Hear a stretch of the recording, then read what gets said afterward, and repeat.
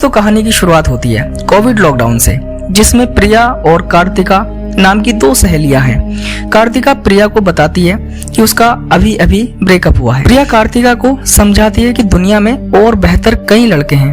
प्रिया कार्तिका से कहती है, तुमने जो भी मुझे बुक्स दी थी वो सभी मैंने पढ़ ली हैं। इस पर प्रिया बहुत हैरान भी होती है कि तुमने इतनी सारी बुक्स और इतनी जल्दी कैसे पढ़ ली, और कहती है कोई बात नहीं, मेरे भाई की लाइब्रेरी से तुम कोई भी बुक ले लो और इसके बाद में जितना मन चाहे उतना पढ़ो। और यहाँ पर प्रिया का भाई उसे लाइब्रेरी की सारी किताबें दिखाता है, जिससे कार्तिका इतनी सारी किताबें देखकर बहुत खुश होती है। और आखिरस उसे एक बहुत पुरानी किताब मिलती है जो बेहद अजीब कवर वाली किताब है, जिसे देखकर वह उस किताब को पढ़ने के लिए बेचैन हो जाती है और इस किताब को पढ़ना शुरू करती है। दोस्तों, इस किताब में कुल 5 कहानियां हैं, इसलिए वो पहली कहानी पढ़ना शुरू कर, जिसमें मीरा नाम की एक लड़की अपने फ्लैट के दरवाजे के बाहर रो रही होती है। वहाँ उसका पड़ोसी शक्ति मीरा से पूछता है कि क्यों रो रही हो। मीरा बताती है कि उसके लैंडलॉर्ड ने उसे घर में रहने की परमिशन नहीं दी, जबकि उसने काफी रिक्वेस्ट भी की और ना मानने पर झगड़ा भी किया। अब मैं कहाँ जाऊंगी? लेकिन शक्ति बोला, मेरे फ्लैट में 2 रूम है, इसमें एक रूम में आराम से तुम रह सकती हो। पहले मीरा थोड़ा संकोच करती है, फिर उसके फ्लैट में चली जाती है। अगले दिन शक्ति मीरा को बताता है कि तुम्हारे लैंडलॉर्ड की रात एक्सीडेंट से मौत हो गई है और वह तड़प तड़प कर मर गया। तभी मीरा शक्ति को बताती है कि वह जो भी सोचती है वह हो जाता है। कल जब उसका झगड़ा लैंडलॉर्ड से हुआ तो उसने लैंडलॉर्ड के बारे में सोचा कि इसकी तड़प तड़प कर मौत हो जाए और इसकी लाश को कोई हाथ भी ना लगाए। और देखो, म्यूनिसिपालिटी वाले इसकी डेड बॉडी को हाथ भी नहीं लगा रहे हैं। शक्ति मीरा को बोलता है कि तुम अजीब हो, लगता है टीवी ज्यादा देखने लगी हो। इतनी देर में दरवाजे पर फूड डिलीवरी बॉय ऑर्डर देकर वापस जाने वाला है, तो मीरा शक्ति से कहती है कि देखो, इस डिलीवरी बॉय की बाइक स्टार्ट नहीं हो रही है, क्योंकि ऐसा उसने सोचा है। कुछ देर बाद वह कहती है कि देखो, अब उसकी बाइक स्टार्ट हो जाएगी और वह चला जाएगा, क्योंकि ऐसा उसने सोचा है। उस डिलीवरी बॉय पर तरस खा लो। अगले दिन शक्ति कुछ बड़े बैग्स लेकर आता है। मीरा पूछती है, इतने बड़े बैग्स क्या करोगे? तो शक्ति पुराने सामान का बहाना बना देता है और मीरा को आराम करने को कहता है। लेकिन रात में मीरा शक्ति के कमरे से उसे किसी की डेड बॉडी बाहर ले जाते देख शॉक्ड हो जाती है।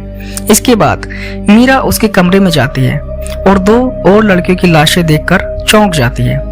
तभी शक्ति वहां आ जाता है और मीरा को बांधकर कुर्सी पर बंधक बना लेता है। इसके बाद वह बाथरूम से एक लड़की की लाश लाकर उसे बैग में भरने लगता है, जिसे देख मीरा शॉक्ड हो जाती है। तभी शक्ति को हॉल में से कुछ आवाजें आने लगती है। वहां पड़ी चेयर को अपने आप इधर से उधर खिसकता हुआ देख शक्ति को अब डरावने इल्यूजन आने लगते हैं। इसी बीच उसके किसी दोस्त की वीडियो कॉल आती है, तो उसका दोस्त शक्ति के बारे में पूछता है कि तुम्हारा लॉकडाउन कैसा चल रहा है। इस पर शक्ति उसे बताता है कि वह अब तक 3 लड़कियों का रेप करके उन्हें मार चुका है।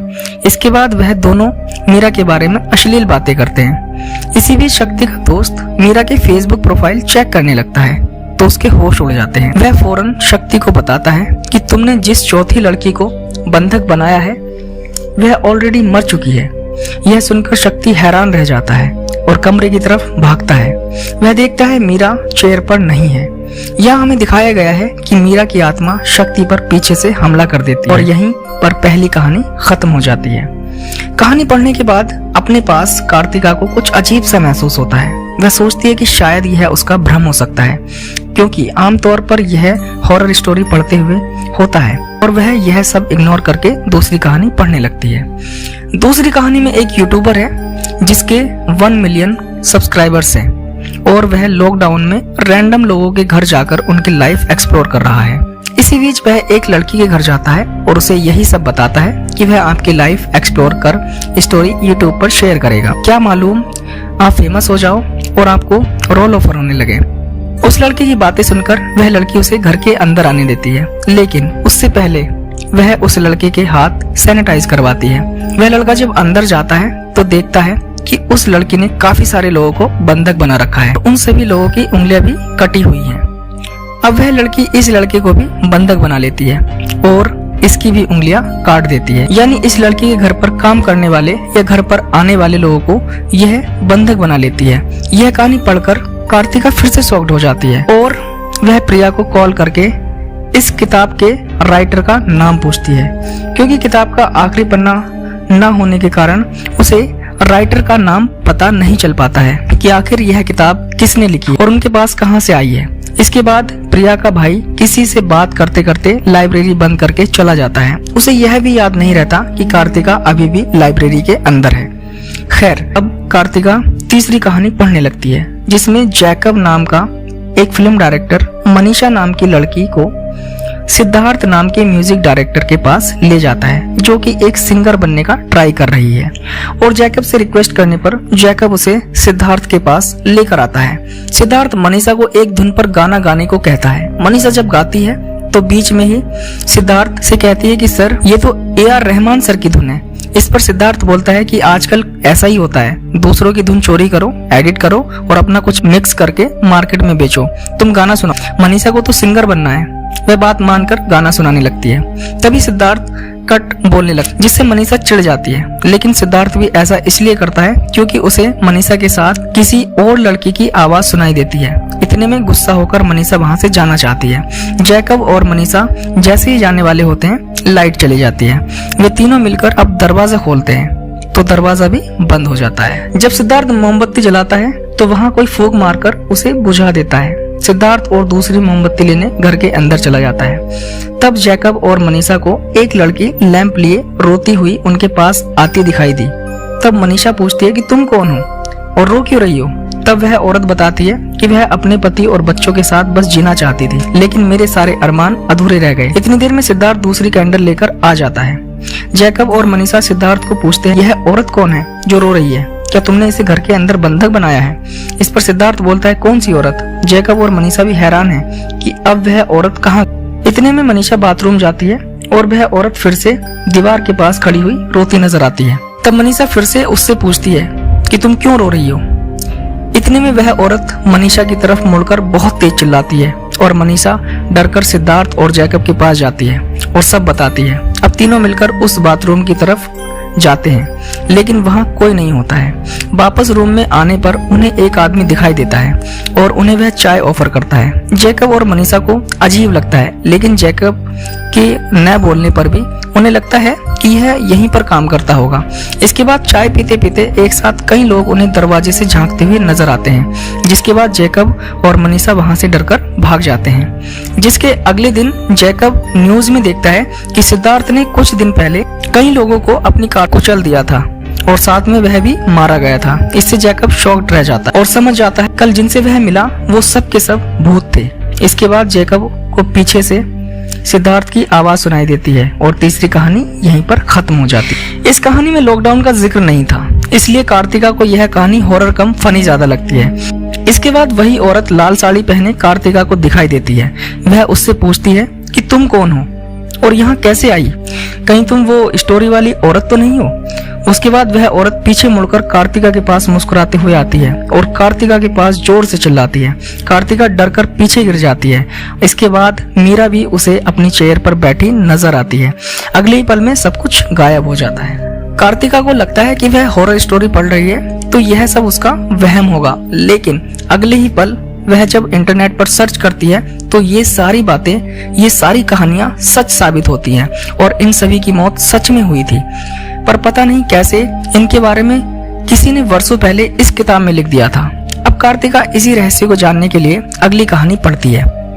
इस कहानी में हमें दो दारूबाज दिखाई देते हैं जो लॉकडाउन में दारू न मिलने की वजह से परेशान होते हैं। आखिर में दोनों शहर में दारू की तलाश करते करते एक बार में जाते हैं। वहाँ पर वह देखते हैं कि कोई भी आदमी वहाँ नहीं है, तो वे एक बोतल उठाने जाते हैं। तभी एक सर कटा हुआ आदमी उन्हें रोकता है, जिससे वे डरकर पीछे हट जाते हैं और वो आदमी भी गायब हो जाता है। दोनों सोचते हैं कि दारू ना पीने की वजह से उन्हें ऐसे ख्याल आ रहे हैं, इसलिए वह फिर से बोतल के पास जाते हैं। इस बार उन्हें वहाँ एक बड़ा बॉक्स नजर आता है। पास जाकर देखने पर एक हाथ उसमें से निकलकर उन्हें पकड़ने की कोशिश करता है।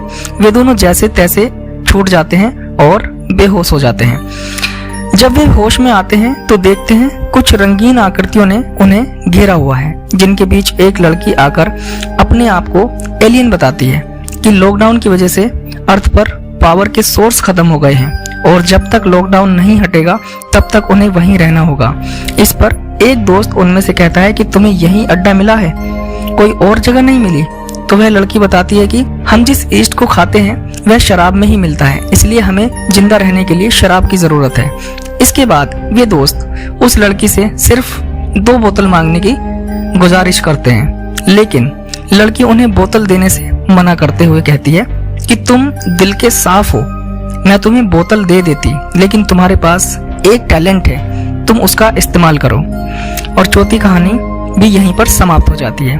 जिसके बाद कार्तिका को वह लड़की अपने सामने दिखाई देती है, तो कार्तिका इस पर डरते हुए पूछती है कि तुम तो कहानी में थी, यहाँ कैसे आ गई? इस पर वह लड़की कहती है अगर तुम्हें अच्छा नहीं लग रहा है तो मैं चली जाती हूँ। अब कार्तिका अपनी आखिरी कहानी की तरफ बढ़ती है। इस कहानी में 100 साल पुराना एक गांव दिखाया गया है, जिसमें एक औरत खेत पर पालने में अपने बच्चे को डालकर काम कर रही होती है कि तभी उसका बच्चा गायब हो जाता है। इसके बाद गांव का एक व्यक्ति रात को खेत से लौट रहा होता है और उसे लगता है कि कोई उसका पीछा कर रहा है, और अगले ही दिन गांव में उसकी सरकटी हुई लाश मिलती है। इसके बाद गांव में हड़कंप मच जाता है। इसी गांव में इस कहानी की मुख्य किरदार काजल रहती है, जिसकी एक बेटी है। काजल का देवर स्वामी काजल को बताता है कि भैया जल्द शहर से गांव वापस आ रहे हैं। इसके बाद हमें इस गांव के मुखिया रंजन और गांव वालों को दिखाया गया है, जहां पर हो रहे हादसों पर बात हो रही होती है। तो एक आदमी बताता है कि मुखिया जी, मैंने हमारे खेत के पास एक औरत को देखा था जो कुछ खा रही थी और पूरी तरह खून से भीगी हुई थी। इसके बाद सभी गांव वाले ये सुनकर हैरान हो जाते हैं। तब स्वामी मुखिया से पुलिस को बुलाने के लिए कहता है, लेकिन मुखिया गांव वालों को ऐसा करने से मना करता है कि इससे पास के गांव में भी दहशत फैल जाएगी, इसलिए कोई भी ऐसी अफवाह न फैलाए। अगले दिन काजल अपने पति के आने की खुशी में पूजा का कार्यक्रम रखती है, जिसमें सभी लोगों को खाना खिलाती है। इस पूजा में रंजन भी आया होता है। वह रंजन से बातों ही बातों में बताती है कि मेरे अंदर एक शक्ति है जिसका मुझे एहसास हो जाता है। रंजन बातों को हल्के में ले लेता है, पर रंजन को विश्वास दिलाने के लिए काजल एक कागज पर लिखती है कि रंजन थोड़ा संभल कर रहो, पास रखा हुआ मटका फूटने वाला है। ये सुनकर रंजन जोर जोर से हंसने लगता है और उसके हाथ लगने से मटका गिरकर फूट जाता है। अब रंजन के कुछ बोलने से पहले ही स्वामी काजल को आकर बताता है कि भैया आ गए हैं। लेकिन जब काजल बाहर जाकर देखती है तो उसे उसके पति की लाश मिलती है। इस पर वह बहुत दुखी होती है। अब आगे एक वकील काजल के पास आता है और उसे बताता है कि अब उसके पति की सारी जायदाद काजल की हो चुकी है। इस पर रंजन काजल को कहता है कि तुम बच्ची की देखभाल करो, मैं तुम्हारी जमीन जायदाद संभाल लूंगा। इसके बाद काजल गुस्सा करते हुए कहती है कि आप गांव की समस्या सॉल्व करो, जायदाद और बेटी को मैं खुद संभाल लूंगी। रंजन जैसे ही वहां से जाने वाला होता है तो घर का नौकर रंजन को अकेले में बताता है कि एक दिन जब उसे घर में से कुछ अजीबोगरीब आवाजें आ रही थी तो मैंने देखा कि मालकिन एक कुत्ते का गोश्त खा रही हैं और वे बहुत भयानक सी दिख रही हैं। यह सुनकर रंजन हैरान हो जाता है और उसे उस गांव वाले की बात भी याद आ जाती है जिसने ऐसा ही अपने खेत में देखा था। अब रंजन को लगता है कि इस सब के पीछे काजल ही है, इसलिए वह स्वामी को मनाकर एक अघोरी बाबा को वहां लेकर आता है, जिसे देखकर काजल उस पर हमला कर देती है। लेकिन काजल को वह एक कमरे में बंद कर देता है। अघोरी कहता है कि यह एक चुड़ैल है, यह जो भी बात कहेगी वह सच हो जाएगी, इसलिए इसकी जीभ काट दो। जिस पर वो चुड़ैल बाज करती है, उसके कटते ही सब कुछ ठीक हो जाएगा। इसलिए सब गांव वाले इसके लिए राजी हो जाते हैं और एक दिन सब लोग मंदिर पर इकट्ठा होकर काजल की जुबान काट देते हैं। इसके बाद काजल और उसकी बेटी को मंदिर के पास एक झोपड़ी में ही रखा जाता है और कोई भी उसके आसपास नहीं भटकता। लेकिन एक दिन रंजन काजल से जबरदस्ती करने के लिए आता है तो वह उसे चाकू से डराकर भगा देती है। इसके बाद रंजन जब वापस जा रहा होता है तो काजल का देवर स्वामी, अघोरी और वह नौकर उसे मिलकर मार देते हैं। यहाँ हमें पता लगता है कि काजल के ऊपर किसी चुड़ैल का कोई बास नहीं है, बल्कि काजल के देवर ने ही जायदाद के लालच में आकर अपने भाई को मारा, बच्चे को गायब किया, आदमी का सर काटा और नौकर को लालच देकर गांव में झूठी अफवाह भी उड़वाई ताकि वह काजल से पूरी प्रॉपर्टी हड़प सके।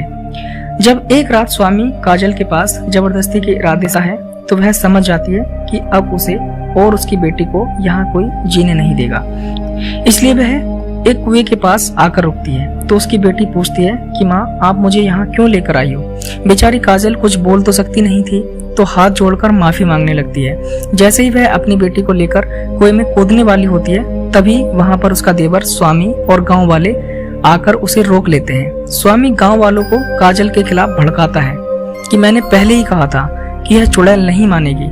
अब यह अपनी बेटी की बलि देने जा रही थी, लेकिन मैं अपने बड़े भाई की निशानी को इसके हत्थे नहीं लगने दूंगा।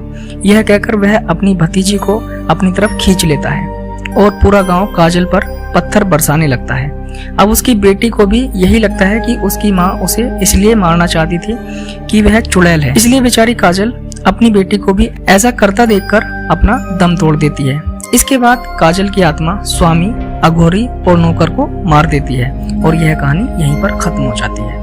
इसके बाद यह कहानी पढ़कर कार्तिका की आंखों में आंसू आ जाते हैं। उसे लगता है जैसे यह सब उसी के साथ घटा हो। अगले दिन उसकी दोस्त प्रिया कार्तिका को इस किताब का आखिरी पेज लाकर देती है। कार्तिका यह देखकर बहुत हैरान हो जाती है, क्योंकि उस पेज पर खुद कार्तिका के साइन होते हैं। वह समझ जाती है कि यह किताब 100 साल पहले उसी ने यह सोचकर लिखी थी कि आखिर उसकी शक्तियां काम करती हैं या नहीं। इसलिए उसने अलग अलग सन में अलग अलग कहानियां लिखी और यह भी लिखा कि आने वाले जन्म में मैं अपनी किताब को पढ़ूंगी। इसलिए वो इस जन्म में इस किताब को पढ़ पाई और उसकी हर बात सही साबित हुई। अब यह देखकर कार्तिका एक लास्ट टेस्ट लेना चाहती है और कागज पर लिखती है कि आज रात सेंटा क्लॉज उस पर हमला करने आएगा। उसके ऐसा लिखने पर ही दरवाजे की बेल बजती है, लेकिन यह प्रिया का भाई होता है जो प्रिया को लेने आया है। तभी पीछे मुड़ते ही एक सेंटा क्लॉज हाथ में कुल्हाड़ी लिए खड़ा दिखाई देता है और यहीं मूवी द एंड हो जाती है। हालांकि मूवी के लास्ट में बताया गया है कि मूवी का अगला पार्ट भी आएगा। तो दोस्तों, यह मूवी स्टोरी आपको कैसी लगी हमें कमेंट करके जरूर बताएं। चैनल को सब्सक्राइब जरूर करें और वीडियो को लाइक करें। तो चलिए मिलते हैं दोस्तों किसी दूसरी वीडियो में। तब तक के लिए अपना ख्याल रखें और वीडियोस देखते रहें।